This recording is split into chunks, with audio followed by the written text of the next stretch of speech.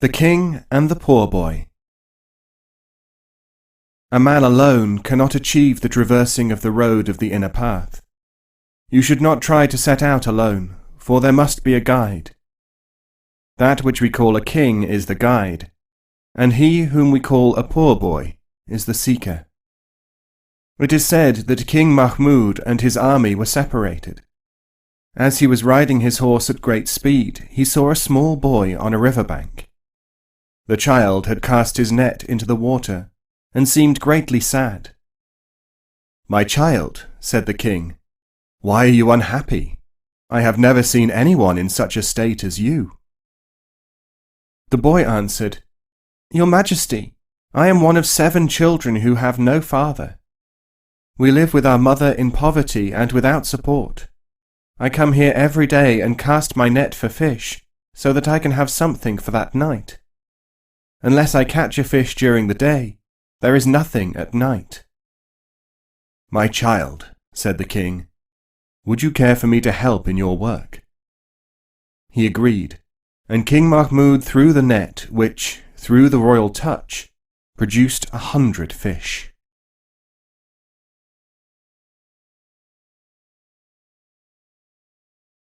It is often thought by those who have not studied widely that metaphysical systems either deny the value of things of the world or else promise an abundance of material benefits.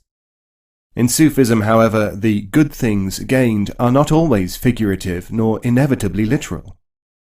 This parable by the great Fariduddin Attar, in his Parliament of the Birds, is used in both the literal and symbolic senses.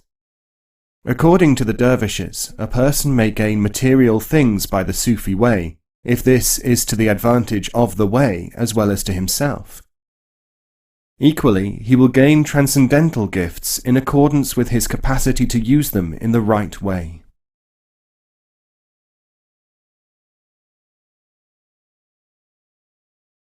The 3 teachers and the muleteers. Such was the repute of Abdul Qadir that mystics of all persuasions used to throng to his reception hall, and the utmost decorum and consideration for the traditional manners uniformly prevailed. These pious men arranged themselves in order of precedence, of age, and according to the repute which their teachers had enjoyed, and their own precedence in their own communities. Yet they vied with one another for the attention of the Sultan of the teachers, Abdul Qadir. His manners were impeccable, and nobody of low intelligence or lack of training was seen at these assemblies. One day, however, the 3 sheikhs of Khorasan, Iraq, and Egypt came to the Dargah, guided by 3 illiterate muleteers. Their journey from Mecca, where they had been on a pilgrimage, had been plagued by the inelegance and caperings of these men. When they saw the assembly of the sheikh, they were made as happy to think of their release from their companions as they were by their desire to glimpse the great sheikh. Contrary to the usual practice, the sheikh came out to meet them. No sign passed between him and the muleteers. Later that night, however, finding their way to their quarters, the 3 sheikhs glimpsed by accident the sheikh saying good night to the muleteers.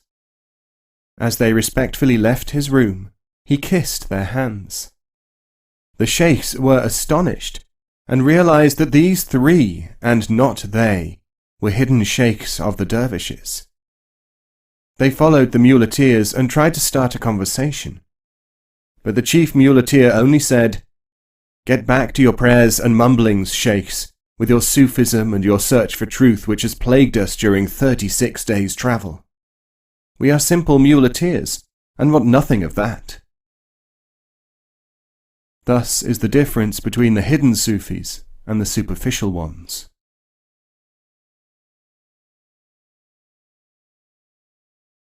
The Jewish Encyclopedia and such authorities upon the Hasidic mystics as Martin Buber have noted the affinity between this school and the Spanish Sufis, as far as chronology and similarity of teaching is concerned. This tale, attributed to the Sufi Abdul Qadir of Gilan, 1077 to 1166, is also found ascribed to the life of Hasid Rabbi Elimelech, who died in 1809. Abdul Qadir, known as King, as also was Elimelech, was the founder of the Qadiri order of Dervishes.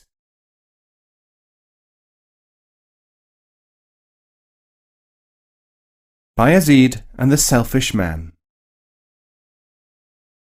One day a man reproached Bayezid, the great mystic of the 9th century, saying that he had fasted and prayed and so on for 30 years, and not found the joy which Bayezid described. Bayezid told him that he might continue for 300 years and still not find it. "How is that?" asked the would-be illuminate. "Because your vanity is a barrier to you." "Tell me the remedy." "The remedy is one which you cannot take." "Tell me nevertheless." Bayezid said, "You must go to the barber and have your respectable beard shaved. Remove all your clothes and put a girdle around yourself. Fill a nosebag with walnuts and suspend it from your neck. Go to the marketplace and call out, 'A walnut will I give to any boy who will strike me on the back of the neck.' Then continue on to the justices' session so that they may see you." "But I cannot do that.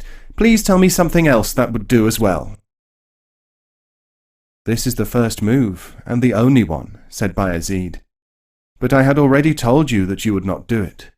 So you cannot be cured."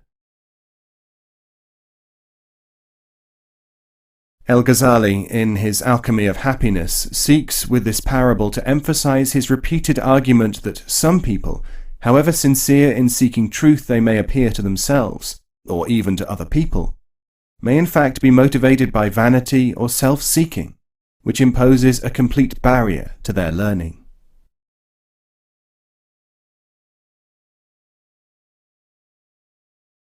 The people who attain. Imam el-Ghazali relates a tradition from the life of Isa ibn Maryam. Isa one day saw some people sitting miserably on a wall by the roadside. He asked, "What is your affliction?" They said, "We have become like this through our fear of hell." He went on his way and saw a number of people grouped disconsolately in various postures by the wayside. He said, "What is your affliction?" They said, "Desire for paradise has made us like this." He went on his way until he came to a third group of people. They looked like people who had endured much, but their faces shone with joy. Isa asked them, "What has made you like this?" They answered, "The Spirit of Truth. We have seen reality, and this has made us oblivious of lesser goals." Isa said, "These are the people who attain.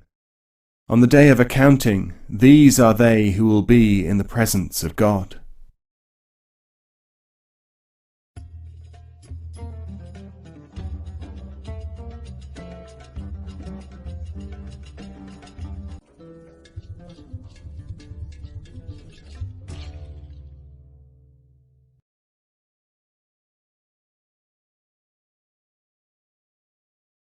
Those who believe that spiritual advancement depends upon the cultivation of reward and punishment themes alone have often been surprised by this Sufi tradition about Jesus.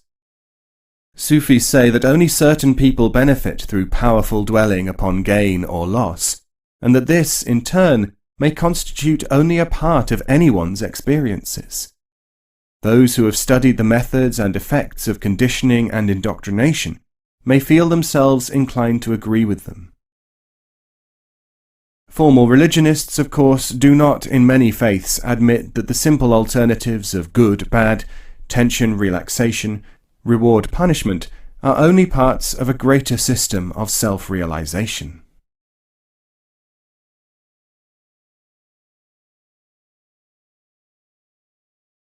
Wayfarer, strangeness, and save time.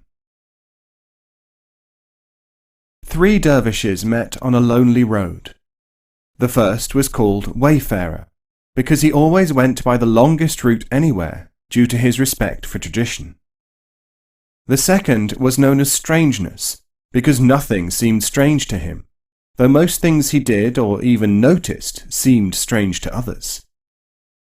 The third was named save time, because he always thought he could save time, though his ways were often the longest of all. They became travelling companions, but before long they parted. This was because Wayfarer soon noticed a landmark of which he had heard, and insisted upon taking the road indicated by it. It only led to a ruined city inhabited by lions, because the flourishing metropolis of which he had heard had perished hundreds of years before. He was eaten by the lions, almost in a gulp. A day or two later, Save Time decided to find a shorter way, and fell into a quicksand while trying to cut across country. It was the kind of quicksand which is not dangerous, but it takes months to get out of it. Strangeness went on alone. Soon he met a man who said to him, "Dervish, the road is barred ahead because there is a caravanserai inhabited at night by all the wild beasts of the jungle." "What do they do during the day?" asked Strangeness. "I suppose they hunt during the day," said the man. "Very well. I shall sleep there during the day and stay awake at night," said Strangeness. He approached the caravanserai during daylight, and sure enough, he saw there the tracks of numerous animals. He had time to sleep. At nightfall he awoke and hid himself to find out why the animals came there. Presently they all arrived, led by the lion, their king. One by one they saluted the lion, and told him tales of things which were known to them and unknown to the human race. In this way, from his concealment, the dervish learned that no distance away there was a cavern full of jewels, the treasure of the Karatash, the fabled black stone. One of the animals told how in that very caravanserai there was a rat who guarded a treasure of gold pieces, which he could neither spend nor bear to part with, which he brought out at dawn. A third animal explained how a king's daughter might be healed of a madness which had seized her. This was the strangest story of all, and even Strangeness himself could hardly believe it. In the next valley was a sheepdog which guarded a large flock. The hair from behind its ears would cure the princess, and nothing less would do. But since no man knew either the remedy or the princess who was soon to be stricken with this malady, he learned, there was no hope of the knowledge being of any use. Just before dawn the animals dispersed, and Strangeness waited for the rat to appear. Sure enough, it came into the middle of the floor, rolling a golden piece. When it had brought the whole hoard out and was counting the pieces, the dervish stepped out of his place of concealment and took the lot. Then he made his way to the cavern of Karatash and saw the treasure. From there he found the dog and plucked hair from behind its ears. Then he set off on his travels again. The dervish Strangeness, following strange signs which nobody else would look for, found himself at length at the uttermost confines of the empire. Entering a strange and quite unfamiliar kingdom, he saw that people were hurrying about with a preoccupied air. He asked them what ailed them. They explained that the daughter of their king had just been stricken with a strange disease, and that nobody could cure her. Strangeness made his way at once to the palace. "If you cure my daughter," said the king, "you will have half my kingdom, and the rest when I die. If you fail, I shall impale you upon the loftiest minaret." Strangeness accepted the conditions, and the princess was brought to him. He held the sheepdog's hair in front of her, and immediately she was healed. And this was how Strangeness became a royal prince and taught his ways to the many respectful people who flocked to learn from him. One day, however, he was walking in disguise, as was his custom, when he ran into the dervish Save-Time, who at first did not recognize him, partly because he was talking all the time and could not spare a moment to identify his old friend. Strangeness, therefore, merely guided Save-Time into the palace and waited for him to ask questions. Save-Time said, "How did all this happen? Tell me all, but tell me quickly." Strangeness told him, but he could see that Save-Time was not taking in the details. He was too impatient. In no time at all, Save-Time said, "I must return there and learn what the animals have to say, so that I can follow the same path as you." "I do not advise it," said Strangeness, "for you have to learn to interest yourself in time and in strange signs first." "Nonsense," said Save-Time, and he was off in a trice, waiting only to borrow 100 gold pieces for the journey from his fellow dervish. When he got to the caravanserai, Save-Time found that it was night. Reluctant to wait until the morning to conceal himself from the animals, he walked straight into the main hall, where the lion and tiger immediately leaped on him and tore him limb from limb. As for Strangeness, he lived happily ever after. Found in a dervish manuscript called Kitab-i-Amudarya, the Book of the River Oxus, an annotation makes this tale one of the teaching stories of Uwais al-Khani, originator of the Uwaisi or solitary dervishes. The theme is that impatience causes one to overlook essential qualities of a situation.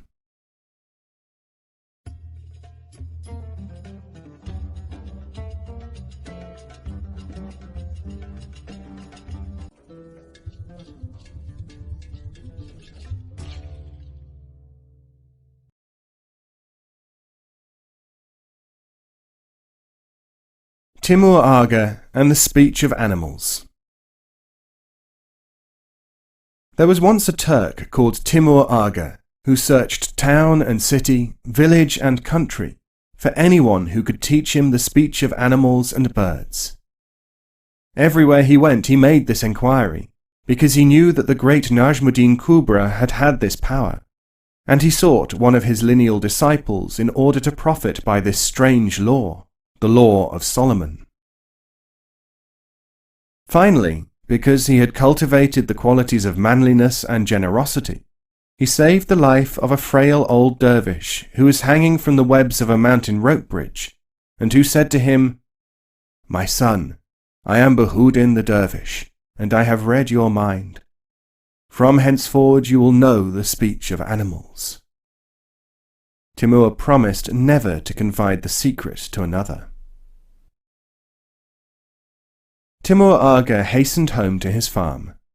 Soon he was able to put his new power to use. An ox and a donkey were talking in their own manner. The ox said, "I have to pull a plough, and you only have to go to market. You must be cleverer than I. Advise me of a way out of this." "All you have to do," said the crafty donkey, "is to lie down and pretend that you have a terrible stomachache. Then the farmer will look after you, because you are a valuable animal. He will allow you to rest and have better food." But of course they had been overheard. Timur, when the ox lay down, said in a loud voice, "I shall send that ox to the butcher tonight unless it is better in half an hour." And so it was, very much better. This made Timur laugh, and his wife, who had a curious and sulky disposition, insisted on knowing why he was laughing.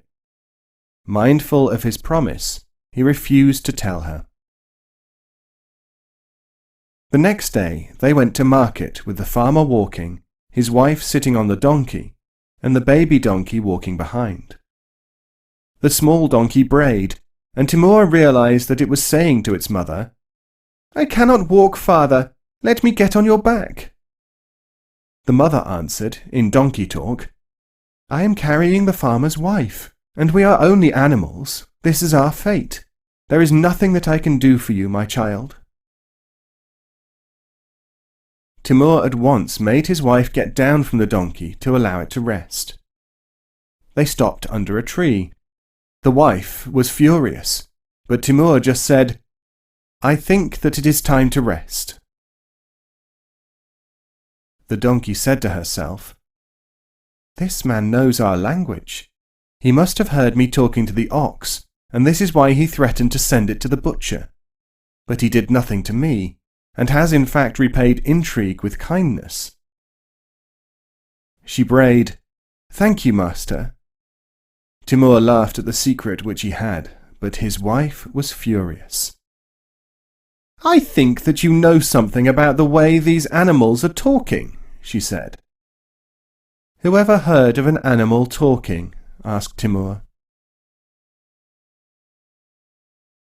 When they got home, he bedded the ox down in fresh straw which they had bought, and it said, "You are being harassed by your wife, and your secret will at this rate soon be out.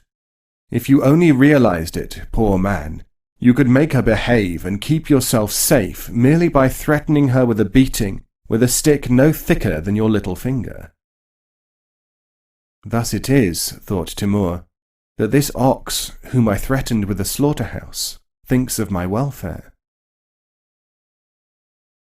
So he went to his wife and took up a small stick and said, "Will you behave?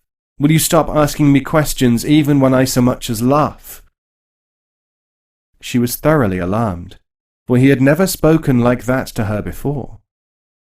And he never had to tell her, and thus was preserved from the awful fate which awaits those who give away secrets to others who are not ready to receive them.